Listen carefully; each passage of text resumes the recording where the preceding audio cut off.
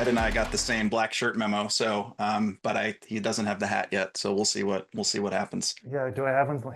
Yeah, no, I'll work on that. Uh, I'm not ashamed to say that I'm a huge Eric Porras fanboy. I follow you religiously. I also just really admire. I mean, in complete, honesty, I just admire the way that you are pushing forward in a space that there all often isn't a playbook. We don't know sometimes how to implement this technology, especially in the enterprise. And I really like the way that you experiment, you push forward, you're trying new things. I don't know how you get buy-in for this stuff, but you do. And so I just wanted to say, hey, I really love what you're doing, and I love the way that you're doing it. Well, I appreciate that, Ed. I don't know if it's I think I've talked about this before, and what I hire for is curiosity quotient, and provided you have to be curious. Greg is called AI the what testosterone for the brain for himself. So he's at whatever age he is, and at least he's got at least another 10 years. And it's true, whether it's testosterone, creatine, take your pick. It's absolutely essential to be curious, and it's better in this day and age. It's certainly better to try and fail than it is to fail to try. Well, you're my personal Huberman. Okay, so let's talk about some of these, custom GPTs and some of this that type of technology, especially, and the way that you went from essentially nothing to something. Because I think we've got a lot of people in the audience who are like, okay, I'm playing with these tools, but how do I start to actually get, real business value out of them? They're cool, they can do things, it's neat, but for me or personally, or but then how do you convert that? How do you take that, what those capabilities, and how do you convert that into value? How did you do it at Logitech? Yeah, great question. So the way it started when I took on this role in January of this year, it was, and I'd been at Logitech for a couple of years prior, and I have a longer history in AI. We'll talk about that at a later AMA. Ask me almost anything. But it was really important in January to do a global state of the AI industry internally survey. So 900 people out of the 6,000 or so that we have, and it was a pretty methodical survey in terms of the kinds of questions we asked or kinds of questions I asked, what I was interested in understanding. And similarly, in that period of time, we also had an early version of our own instance, right? People will hear about LLM wrappers, and there are really good positives for LLM wrappers if you have a strong technology team and you also have data and governance and all of those pieces that are baked into your process. Because if you do, then you can build, as we have, what we call LogiQ. And LogiQ is our ChatGPT and Claude and Gemini combined. We are also a G Suite company. So So an we have LLM G. wrapper is LLM wrapper is basically what you're talking about, is like your own in-house built tool that kind of looks like an LLM but allows you to switch between models, so you're not dependent on a given particular model, and it gives you capabilities to add ability to add capabilities beyond what the foundational models are offering. That's 100% right. And in fact, I'll just show very. This is our version of LogiQ. And the reason why this is good and important is that not only do I have the ability to choose models, but I can do things like I think what Chase was saying before about Yeah. style. So I do have Captain Pirate, and I do have that style there, but I also have Logitech's brand voice. And the Logitech brand voice is a governed set of guidelines in terms of how we do style. Why is that important? Because then we have the ability to have anybody in the company communicate in a brand responsible way, and then we can do things like jettison other pieces of software, unnamed software, because you don't need it anymore. The other important part about building it yourself, well, there are many important parts if you have the wherewithal, is that you're paying for consumption, you're not paying for seats. So, yes, there is an infrastructure cost associated with this, and yes, there is even a team cost associated with this.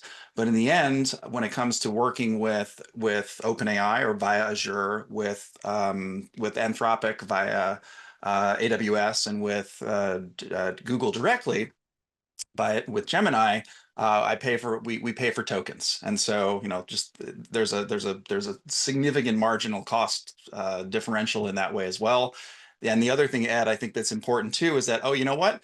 You can build assistants and you can build assistants or custom GPTs, and you don't need to do it with ChatGPT either, or with Claude or with other places. And in fact, I'll give you an example. Again, we'll just kind of run into it. But what Chase was showing before, I am building right now, or I could build, and this is a very specific LogiQ prompt builder, is an intelligent assistant designed to enhance productivity and creativity across teams. Based on your input, it provides tailored prompt examples of streamlined tasks like content creation, brainstorming, and summarization.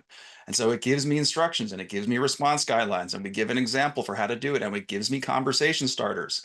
Some of the other things we do, and this is an important, I think, for teams that are thinking about how do I, uh, when I think about governance, if I have public or internal use files and I drag it into this section, then it becomes part of my RAG engine. If it's private and restricted and confidential, then guess what? It can't go. I can't share it as with the company. I can't. I have their very specific reasons. There are very specific ways in which I can only share it with individual team members because they are restricted or confidential data. This is Do I want to amazing. limit? So you started off kind of small, right? You started off Yep. probably with a simpler version of this, and you've been building it up as need. So you have your own product team essentially building this for you That's right. inside Small and in-house. very, Yeah. and by the way, very, very small team. So we are often refer to ourselves as the mouse that roared. It is it is a very, very small, lean, AI assisted enabled team that is responsible for this and supporting it across 6,000 people around the world. And I imagine often also in all the other countries that we have to work into the privacy, the infrastructure relationships and things that we do, but we give people the ability to build and explore and experience, at scale, no matter where they are. So how did you get people, how did you get your company, like the rank and file? So Touched you're on it. you're over here building this stuff. How did you Mhm. get the rank and file to adopt this? Like how did you get them to start using it and was there uh a killer assistant that everyone found value in or like what was the unlock that looking back? Well, resistance is futile. No, I'm kidding. No, what I would say is, look, it's not like, and I've said this before, it's not like AI was new to Logitech, right? There's this microphone that you seeing off camera, this camera that's responsible for this. There's AI processing happening there. It's gorgeous. But it's Gorgeous. oh, you're too kind. But it's generally confined and constrained to a smaller group. And so how do we democratize the ability to work with AI? And really what happened, Ed, like I'm very privileged and fortunate that I have the role that I have because 2024 I was able to take advantage of Section's AI mini MBA, curate that information, curate 800 slides worth of data over 6 weeks down into 50 slides that I thought were really, really important for Logitech because I worked here for 2 years. Plus, I also started to say, you know what I'm going to do? I'm going to now take this curated set of information and I'm going to coach the entire company or as many people as I can. I got to 827 people. So I had a pretty good sense of what it was around the company, every different division, every department from top to bottom, from left to right.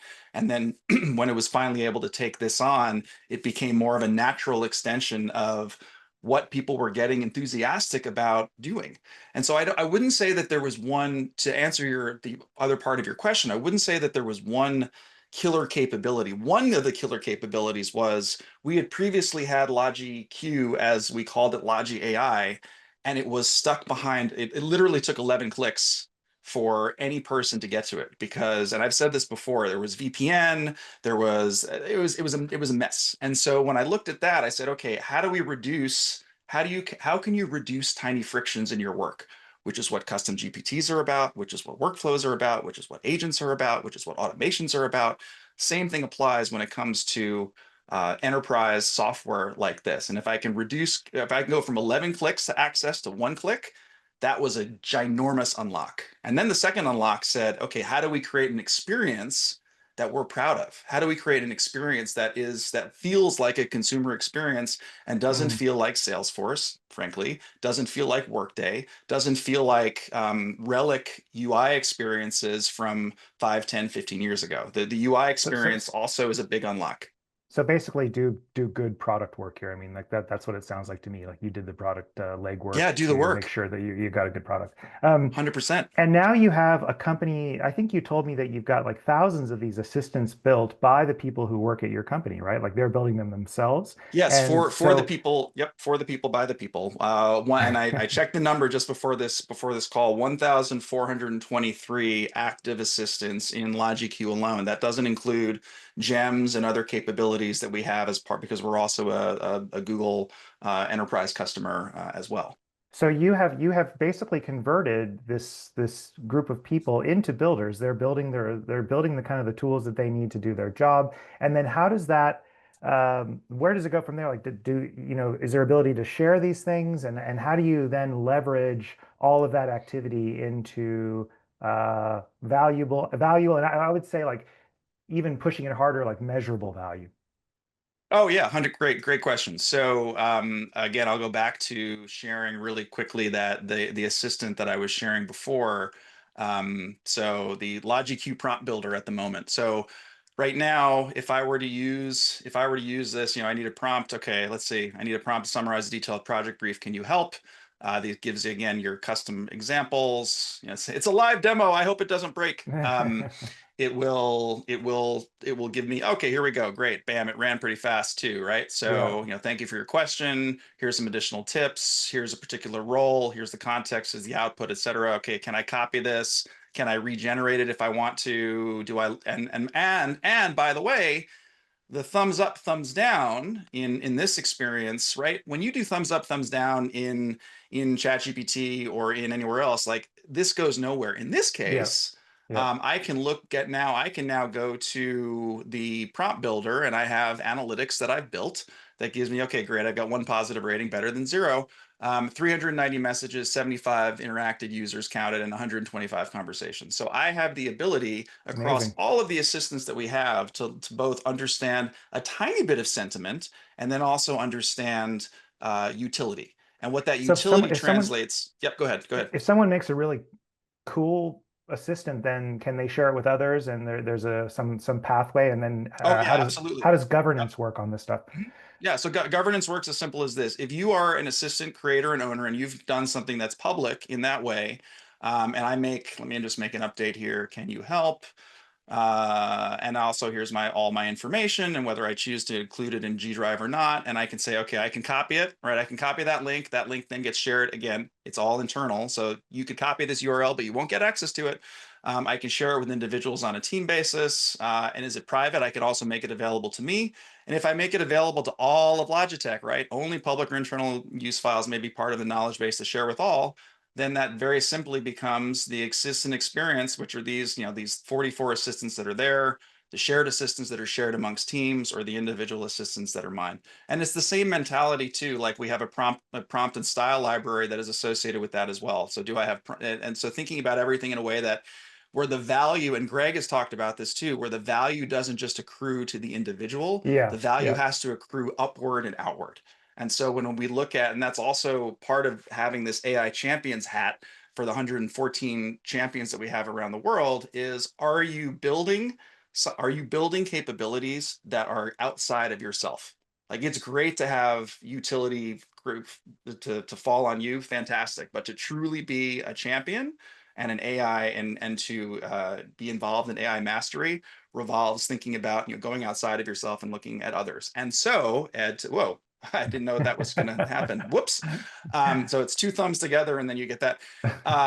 And so when I look, I think this is an important point too. When I look at the top six use cases right now for the assistants that are being used at scale in terms of driving hundreds, if not thousands, of conversations, IT support, HR pro, legal expert optimizer. There's a MuleSoft, Mm, like an MCP integration assistant. So there's a big team that's working on that. We have a travel assistant and a grammar checker. Okay, so and I said before, I showed you what styles look like in Logitech's brand voice. Imagine what software you don't need if you can build a consistent brand voice. Imagine what software you don't need if you have a specific Oxford yeah. comma grammar checking style that you can apply to an assistant that anybody has access to.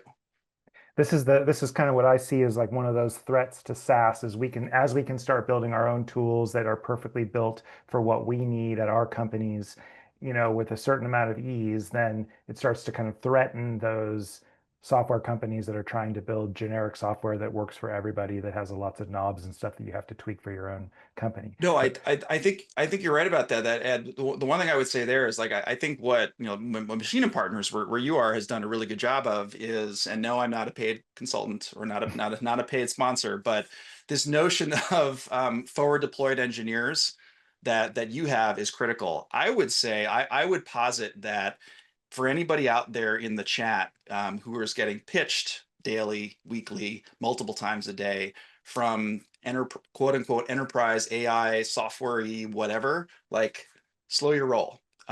If you haven't done it yourself, you are in no position or very little position to take the advice of others because the reality is those others are maybe a year, 2 years, maybe 2 months ahead of where you are.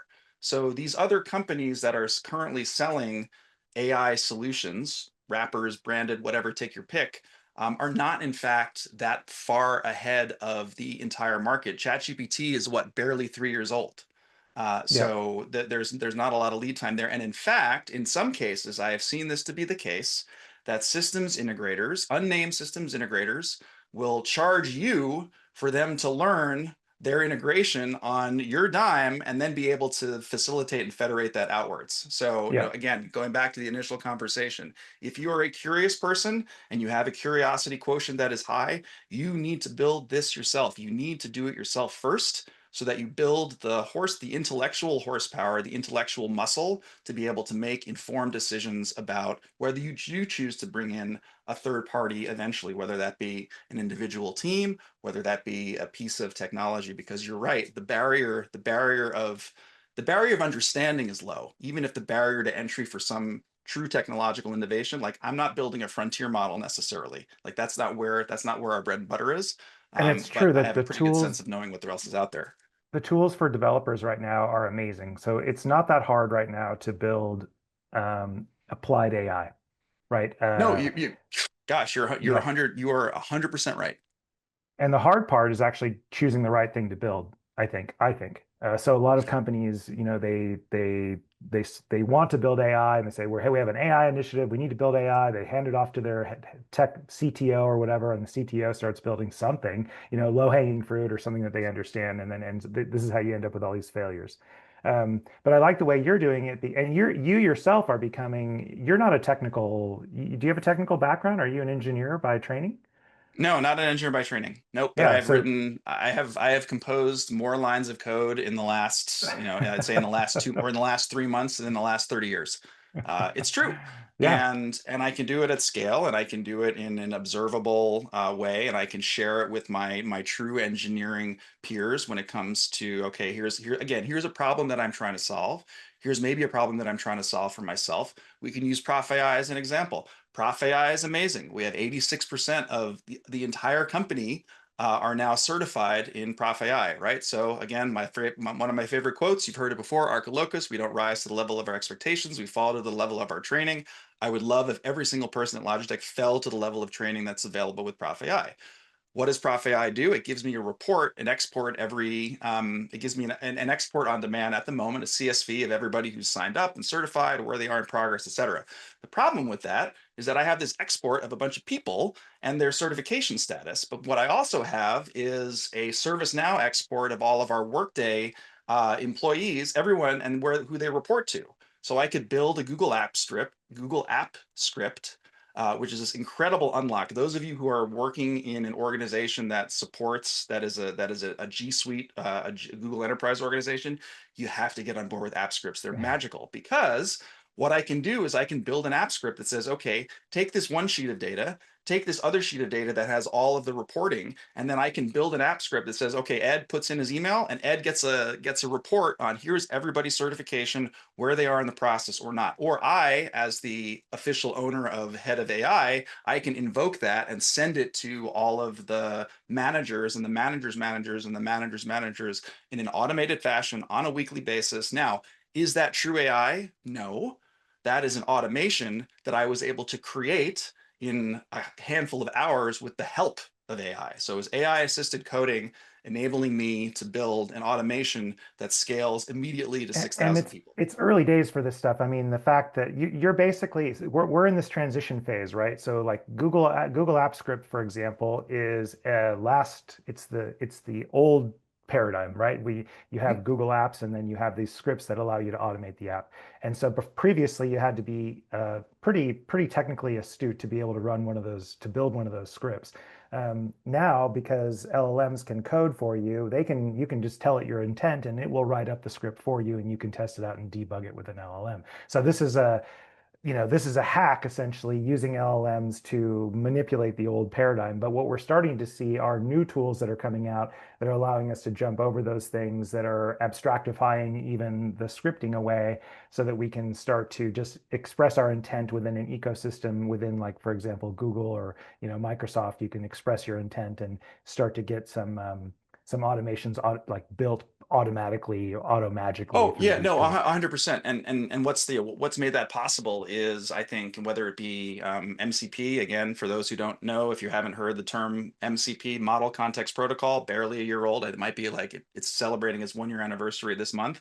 That came out from Anthropic. It's the USB of AI. It allows systems that were previously these disparate API driven systems to talk to each other in a common language. We will see more MCP driven or MCP enabled initiatives from any software organization. If you are currently working with a third party that says, oh, we don't support MCP, then it's time for you as a business owner to work with the company who does, because it is no longer the case. And Ed mentioned this before. There is a collapse of what is software. And the Zoom that we're running right now, it is a way to get from like people to and data.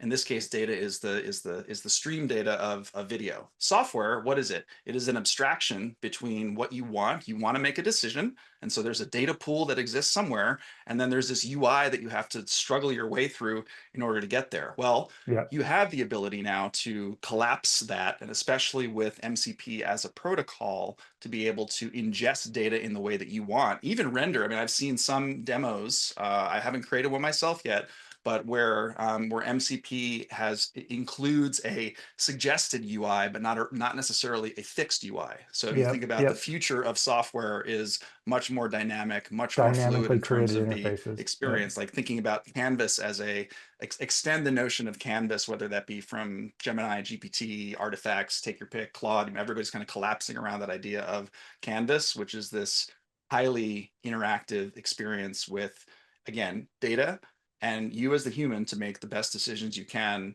for whatever it is you want to achieve.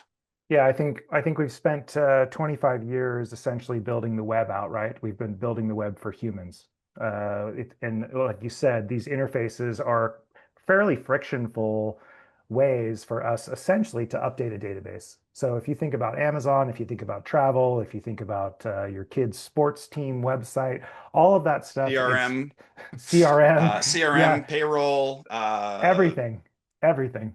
all of It's it. just a website. It's just a database somewhere. And then we have these websites that we have to go through, or these web apps that we have to pull down menus, and we have to type in boxes, and we have to do all this crap in order to update that database. And so the whole plumbing of the internet is now being rebuilt around things like A2A, which is a technology that allows agents to interact with one another, and MCP, which is a tool that allows agents and AI systems to access resources online, various applications and Well, stuff. and yeah, whether they're online or offline. So I'll just give you Right. a very quick example of that. So we have internally, and I can talk about this because it's not something we publicly share, but we have our own Logitech design system. Apple has their design system, others have their others. And so in the Logitech design system, it was built using a piece of web application software. And the problem with it is that because of the WebKit that it came available with it, like the search in it was terrible. So we said, well, hey, if we really want, again, now not all 6,000 people necessarily need to know what the optimal tilt degree is of, or how to build an ergonomic keyboard.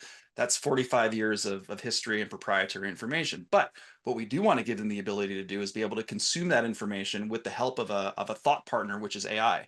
So we Mhm. took that again, what was data?